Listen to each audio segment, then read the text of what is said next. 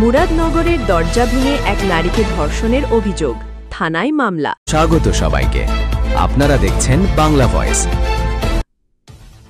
কুমিল্লার মুরাদনগরের একটি গ্রামে বসতঘরের দরজা ভেঙে এক নারীকে ধর্ষণের অভিযোগ পাওয়া গেছে। এই ঘটনায় শুক্রবার দুপুরে মুরাদনগর থানায় মামলা করেছেন ওই নারী বলেন, প্রায় 15 দিন আগে স্বামীর বাড়ি থেকে বাবার বাড়িতে সন্তানদের নিয়ে বেড়াতে আসেন তিনি।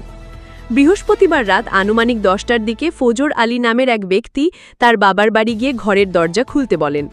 এ সময় তিনি দরজা খুলতে অস্বীকৃতি জানান। এক পর্যায়ে ওই ব্যক্তি ঘরের দরজা ভেঙে ভেতরে ঢুকে তাকে ধর্ষণ করেন। ওই নারীর পাশের বাড়ির এক সদস্য বলেন, বৃহস্পতিবার রাতে ওই বাড়িতে অনেক শব্দ হচ্ছিল। আমি ভয়ে দৌড়ে গিয়ে লোকজন ডেকে নিয়ে আসি। লোকজন গিয়ে দেখেন দরজা ভাঙা।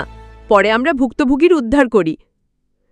নাম প্রকাশ না করার শর্তে স্থানীয় এক ব্যক্তি বলেন, ঘটনার সময় ফজর আলীকে স্থানীয় লোকজন আটকে মারধর করেন। পরে তাকে কুমিল্লা শহরের একটি হাসপাতালে নিয়ে যাওয়া হয়। এই ঘটনার একটি ভিডিও ফেসবুকে ছড়িয়ে পড়ে। এরপর এ নিয়ে সমালোচনা শুরু হয়। ভিডিওটি পুরো দেখার জন্য আপনাকে ধন্যবাদ। চ্যানেলটি সাবস্ক্রাইব ও লাইক, কমেন্টস, শেয়ার করে পাশে থাকুন।